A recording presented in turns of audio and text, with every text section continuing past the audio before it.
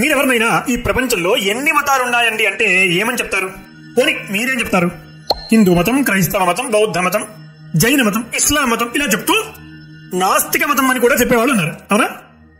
అయినా మిగతావన్నీ మతాలైనప్పటికీ ఈ హిందూ అన్న పదం అది కాదు, మరియు ఈ హిందూ అనేది మతమే కాదు అని మనం చెప్తాం, అవునా? మరి ఎవరైనా మిమ్మల్ని హిందూ మతం కాదు, సరే అది ధర్మము, పోనీ మీలో ఎన్ని మతాలు ఉన్నాయండి అని మిమ్మల్ని ప్రశ్నించారనుకోండి, మీరేం సమాధానం చెప్తారు?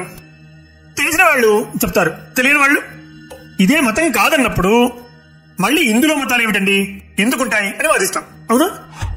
అదే ప్రశ్న నన్ను అడిగితే మాత్రం నేను ఎలా చెప్తాను? మనది మతం కానప్పటికీ మనలో మనకున్నవి 6 మతాలు, అవే షణ్మతాలు. ఇది 2000 సంవత్సరాలకు పూర్వం శంకరాచార్యుల వారి కాలంలో 72 విభిన్న మతాలుగా ఉన్న వాటిని శంకరాచార్యుల వారు 6 మతాలుగా యూనికృతం చేశారు. ఒకటి శైవ మతం, అంటే శివుణ్ణి ఆరాధించేవాళ్ళు.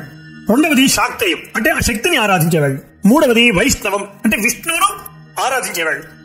నాలుగవది గాణాపత్యం, అంటే గణపతిని ఆరాధించేవాళ్ళు, గణపతి ఆరాధకుడు. కౌమారం అంటే కుమారస్వామిని ఆరాధించేవాళ్ళు. సౌరమతం అంటే సూర్యుడిని ఆరాధించేవాళ్ళు. ఇవి శంకరాచార్యుల వారు స్థాపించినటువంటి షణ్మతాలు. ఇవి షణ్మతాలు అయితే ఇవే కాకుండా మనకి ఇంకో కొన్ని మతాలు ఉన్నాయండి బాబు. నేను చెప్పేది అక్షర సత్యం. అవేమిటో ఖచ్చితంగా శాస్త్ర ప్రమాణంగా మీకు అందిస్తాను. ఆ విశిష్ట మతాలు ఏమిటో తెలుసుకోబోయే ముందు నా చిన్న అభ్యర్థన, నేను చెప్పబోయే ఈ అంశాలన్నింటినీ పూర్తిగా వీడియో చూసి విషయాన్ని తెలుసుకోండి. దయచేసి ఎక్కడ స్కిప్ చేయకండి. ఈ వీడియోలోకి వెళ్లే ముందు దయచేసి ఈ వీడియోను లైక్ చేయండి, నాకు చాలా ప్రోత్సాహకరంగా ఉంటుంది, నన్ను ప్రోత్సహించిన వారు అవుతారు. మరియు ఇలాంటి ధర్మ సంబంధమైన వీడియోల కోసం ఈ స్వధర్మం టాపిక్స్ సబ్స్క్రైబ్ చేసుకోండి. మీ ఈ వీడియో చూసిన తర్వాత కూడా మీకు ఏమైనా సందేహాలున్నా లేదా మీ అమూల్యమైన అభిప్రాయాలను దయచేసి కామెంట్ రూపంలో తెలియజేస్తారని ఆశిస్తున్నాను. శ్రేయాన్ స్వధర్మో విగుణః పరధర్మాన్ స్వనుష్ఠితాత్ స్వధర్మే నిధనం శ్రేయః పరధర్మో భయాపః. ఇక వీడియోలోకి వెళ్తే శంకరాచార్యుల వారు 6 మతాలను స్థాపితం చేసినప్పటికీ శైవ మతం అనేటువంటి ఈ మతంలోనే మరో 4 విభిన్నమైనటువంటి మతాలు ఉన్నాయి. కొన్ని మనం చూస్తూనే ఉంటాం. శివుణ్ణి ఆరాధించే వాళ్ళు కొంతమంది యజ్ఞోపవీతాన్ని మరియు లింగాన్ని ధరిస్తుంటారు. మరికొందరు లింగమును మాత్రమే ధరిస్తారు. మరికొందరు నిరాకారంగా పూజిస్తే ఇంకొందరు లింగ రూపాన్ని చేతిలో పెట్టుకుని పూజించే వాళ్ళు కూడా శైవ మతంలో ఉన్నారు. ఇంతకు శైవ మతంలో ఉన్న ఆ విభిన్న మతాలు ఏమిటి, ఆ మతాల్లో ఉన్న విభిన్న సంప్రదాయం ఏమిటి, ఈ మతాలకు ప్రామాణికం ఏమిటి, వీరి శైవారాధన ఎట్లా ఉంటుంది, ఇవన్నీ కూడా నేను శాస్త్ర ప్రమాణాలతో ఈ వీడియోలో చెప్పబోతున్నాను. అద్భుతంగా ఉంటుంది, వీడియోని పూర్తిగా చూడండి.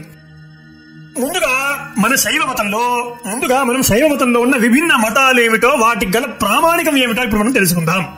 శైవ మతంలో 4 మతాలు ఉన్నాయని చెప్పుకున్నాం కదా. అవే సామాన్య శైవం, మిశ్ర శైవం, శుద్ధ శైవం, వీరశైవ మతాలు. దీనికి గల ప్రామాణిక శ్లోకం ఒకసారి చూడండి. శైవం చతుర్విధం జ్ఞేయం సమాసాత్ శృణు షణ్ముఖ సామాన్య మిశ్రకం శైవం శుద్ధం వీరం యథాక్రమం. ఇది శైవాగమాలలో ఒకటైన వాతూలాగమంలో చెప్పబడినటువంటి శ్లోకం. వాతూలాగమ ప్రకారం ఈ శైవము అనేది 4 విధాలుగా, అనగా శివుడి చేత సుబ్రహ్మణ్యేశ్వరుడికి షణ్ముఖుడికి ఉపదేశించబడినది. ఈ 4 విధాలే సామాన్యం, మిశ్రకం, శుద్ధం, వీరశైవం. చూసారు కదా 4 శైవ మతాలు మరియు వాటి ప్రామాణికం ఏమిటి. ఇప్పుడు ఆ మత సాంప్రదాయాలు ఎలా ఉంటాయో, వాటికి గల ప్రామాణికం ఏమిటో ఇప్పుడు మనం తెలుసుకోవాలి. ముందుగా సామాన్య శైవులు, వారి సాంప్రదాయం ఎలా ఉంటుందో తెలిపే ప్రామాణిక శ్లోకం.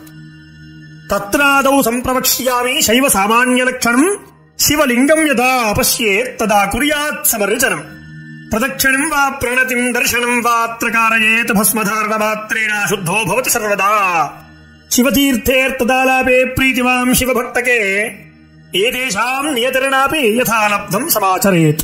సామాన్య శైవుల సాంప్రదాయం తెలిపే శ్లోకం ఇది. విన్నారు కదా. దీని అర్థం ఏమిటంటే సామాన్య శైవులు శివలింగాన్ని దర్శించినప్పుడు మాత్రమే పూజిస్తారు, విభూతిని మాత్రం ఎళ్లవేళలా ధరించి ఉంటారు, శివభక్తుల పట్ల అపారమైనటువంటి గౌరవాన్ని కలిగి ఉంటారు, నిత్యం శివార్చన మాత్రం వీరికి ఉండదు అని ఆ శ్లోకంలో స్పష్టంగా తెలిసి ఉంది.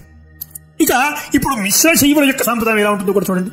సామాన్యం లక్షణం ప్రోక్తం వక్ష్యే మిశ్రస్య లక్షణం శైవం చ వైష్ణవం శాక్తం కౌమారం గణపత్యకం సౌరం చాఖిల దైవత్వం పూజనం చ సమాచరేత్ ఇదే సూక్తేషు సర్వేషు తన్మంత్రేషు మిశ్రణాత్ సమభక్తిం సమాయుజ్య సర్వాన్ లింగేషు భావయేత్ మిశ్ర శైవమితి ప్రోక్తం శుద్ధ శైవమథ శృణు. ఈ మిశ్ర శైవుల యొక్క ప్రామాణిక శ్లోకం. సామాన్య శైవుల కంటే ఈ మిశ్ర శైవుల యొక్క ఆచారం సాంప్రదాయం కాస్త ఉన్నతంగా ఉంటాయని చెప్పుకోవచ్చు. మిశ్ర శైవులు ఒక్క శివుణ్ణే కాకుండా విష్ణువును, శక్తిని, అందరిని, ఆ మొదలైనటువంటి దేవతలందరినీ కూడా వీళ్ళు పూజిస్తారు. అంతేకాకుండా శైవ మతంతో పాటు వీరి మిగతా మతాల వారిని, వారి ఆచారాలను కూడా వీళ్ళు పాటిస్తూ ఉంటారు.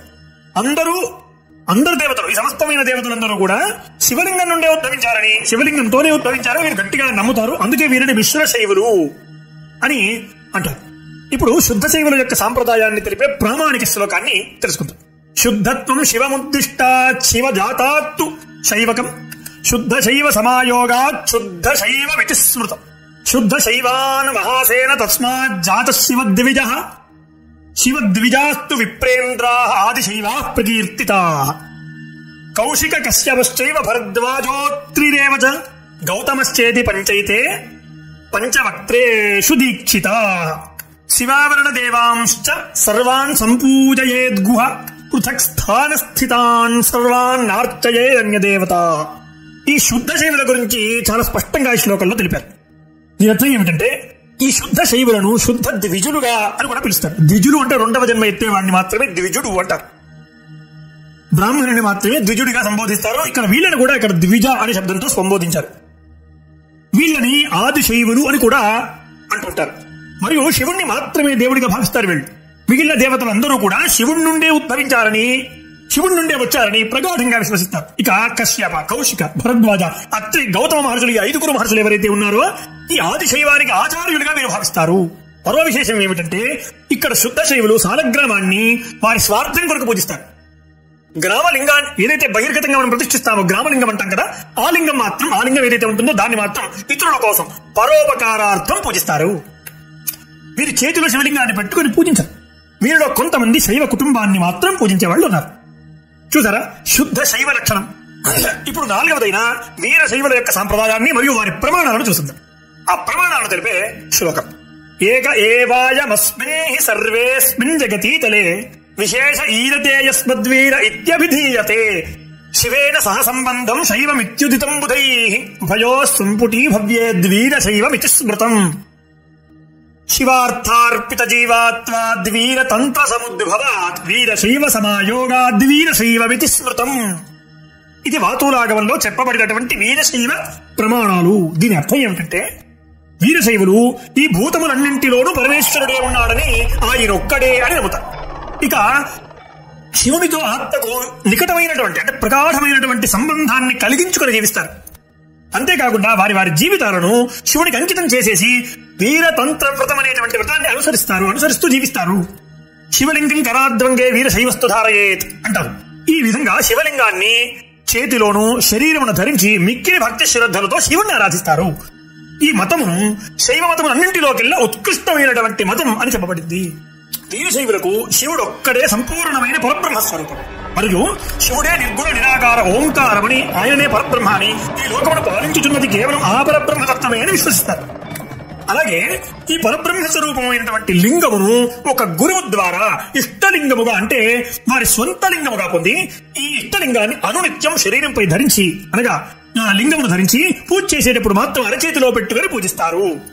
ఇక ఇతర ఆరాధనలు ఏవి వీరు చేయరు. వారికి ఇతర ఆరాధనలు, శివేతర ఆరాధనలన్నీ కూడా వీరికి నిషిద్ధం. ఇంకా వీరు ఈ శివలింగం నుండే ఈ పాంచభౌతిక ప్రపంచమంతా కూడా, మరియు ఈ పాంచభౌతిక ప్రపంచం వచ్చిందని, ఈ విశ్వమును పాలిస్తున్నటువంటి, ప్రస్తుతం ఈ విశ్వాన్ని పాలిస్తున్నటువంటి బ్రహ్మ మరియు విష్ణువు, ఈ సమస్త దేవతలు, ఈ పశుపక్షాదులన్నీ కూడా జనన మరణాలకు లోనై ఉంటాయని వీరు ప్రగాఢంగా విశ్వసిస్తారు. మరో విశేషం ఏంటంటే వీరు బ్రహ్మ విష్ణువులను ఈశ్వర సమానంగా చూడరు. ఈశ్వర సమానం కాదని, సమస్త జగత్కర్త అయిన నిరాకారుడే పరమేశ్వరుడే, ఆయనే ఉత్తముడని వీరు గట్టిగా విశ్వసిస్తారు. వీరశైవుల యొక్క నిత్యములు ఎలా ఉంటాయంటే ప్రతిరోజు ఈశ్వర సేవ, జీవన్ముక్తి కోసమే లింగమును ధరించి ఉన్నాము అని అనుక్షణం వాళ్ళు భావిస్తూ లింగాన్ని స్మరించుకుంటూ ఈ శరీరం అనేది ఈశ్వరునికి దేవాలయం వంటిది అనేటువంటి భావనతో ఉంటారు. వీరికి యజ్ఞోపవీత ధారణ ఉండదు. కానీ 3 సంఖ్యల యందు మాత్రం అష్టావరణాలతో లేదా పంచావరణ యుక్తంగా ఈశ్వరుని పూజిస్తారు. ఈ అష్టావరణాలు ఏమిటంటే గురు, లింగ, జంగమ, విభూతి, రుద్రాక్ష, పంచాక్షరీ మంత్రము, పాదోదక సేవన, ప్రసాదము. వీటిని 8 అష్టావరణాలు అంటారు. అంటే తనకు లింగ ధారణ చేసిన గురువును సేవిస్తారు, తను ధరించినటువంటి లింగమును పూజిస్తారు, జంగముని అంటే తన తోటి జంగముని గౌరవిస్తారు, శరీరమంతా విభూతిని ధరిస్తారు, మెడలో రుద్రాక్షమాలు ధరిస్తారు, పంచాక్షరి మంత్రాన్ని జపం చేస్తారు అనునిత్యం. శివుణ్ణి అభిషేకిస్తారు. ఆ అభిషేకించినటువంటి జలాన్నే వీళ్ళు ప్రసాదంగా స్వీకరిస్తారు. ఇది వారి దినచర్య. ఇంకా వీళ్ళ కొన్ని ఆచారాలు, ఆ ప్రాంతాలకు అనుగుణంగా కొన్ని ఆచారాలు ఉన్నాయి. అవేమిటంటే లింగాచారమని, సదాచారమని, శివాచారమని, గణాచారమని, భృత్యాచారమని కూడా కొన్ని ఆచారాలు వీళ్ళకున్నాయి. ఇక గురువును, శివలింగాన్ని, శివయోగిని అంటే శివత్వాన్ని పొందినటువంటి యోగిని వీరి ముగ్గురిని జంగమయ్యగా సమానంగా కొలుస్తారు.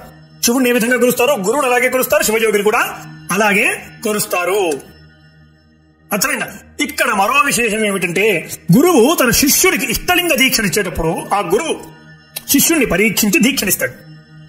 కొన్నిసార్లు ఆ పరీక్ష సామాన్యంగా ఉండవచ్చు, మరికొన్నిసార్లు కఠినంగా కూడా ఉండవచ్చు. ఆ పరీక్షలో నెగ్గి లింగమును ధరిస్తాడు. ఈ శివలింగ దీక్షను స్త్రీలు కూడా పురుషులకు సమానంగా స్వీకరించవచ్చును. మిగతా వాళ్లలాగా అగ్నిష్టోమాది క్రతువులు గాని, యజ్ఞ యాగాది క్రతువులు గాని, శివేతర దేవతారాధనలు అంటే శివుడి కాకుండా మిగతా ఆచారాలు, ఆయా దేవతారాధనలు వీరికి ఉండవు. అందుకే వీరశైవులు కూడా శరీరానికి విభూతిని, మెడలో రుద్రాక్షలను ధరించి శివ పూజలు చేస్తారు. మరో విశేషం ఏమిటంటే, నెలసరి రజోసూతకాన్ని కూడా వీరు పాటించరు. వారికి నిషిద్ధం. అంటే వీళ్ళు మేము సంపూర్ణ శివలింగ ధారణతో మేము సంపూర్ణంగా నిత్యశుద్ధులమై ఉన్నాము ప్రగాఢంగా విశ్వసిస్తారు. వీరశైవంలో కొన్ని సంప్రదాయాల వాళ్ళు ఈ పంచమహాసూతకాలను కూడా వీళ్ళు పాటించరు. వీళ్ళలాగా వీరశైవ మతంలో ఆ లింగమును ఒక గురువు ద్వారా ఎవరైనా స్వీకరించవచ్చు. కానీ ఆ లింగ ధారణ అయిన తర్వాత నుండి వీరశైవుల యొక్క ధర్మాలను మాత్రమే పాటించాలి, వారి పూర్వాశ్రమ ధర్మాలను పాటించకూడదు అనే నియమం ఈ వీరశైవుల్లో ఉంది. ఏది ఏమైనప్పటికీ శంకరాచార్యుల వారు మోక్షం కోసం చేసినటువంటి ఈ శైవం అనేటువంటి రహదారిలో ఇలాంటి విభిన్నమైనటువంటి మరియు కఠినమైనటువంటి దారులు కూడా ఉండటం విశేషం. ఇక శైవ మతం పట్ల మీకున్న సందేహాలు ఈ వీడియో ద్వారా పోయాయని నేను అనుకుంటున్నాను. లేదు ఇంకేమైనా ప్రశ్నలు కానీ సందేహాలు కానీ ఉన్నా దయచేసి ఆ ప్రశ్నలను లేదా సందేహాలను కామెంట్ రూపంలో, అభిప్రాయాల రూపంలో నాకు తెలియజేయవచ్చును, అడగండి. ఈ వీడియో చూసినందుకు, ఇక్కడ దాకా చూసినందుకు చాలా కృతజ్ఞతలు. ఇలాంటి ధర్మ సంబంధమైన వీడియోల కోసం దయచేసి స్వధర్మం టాపిక్స్ ను సబ్స్క్రైబ్ చేసుకోండి. ధర్మాన్ని కాపాడండి. మంగళ మహత్ మరో అద్భుతమైనటువంటి వీడియోతో మళ్ళీ మీ ముందుకు మీ ముదిగొండ చందు శర్మ. నమస్కారం.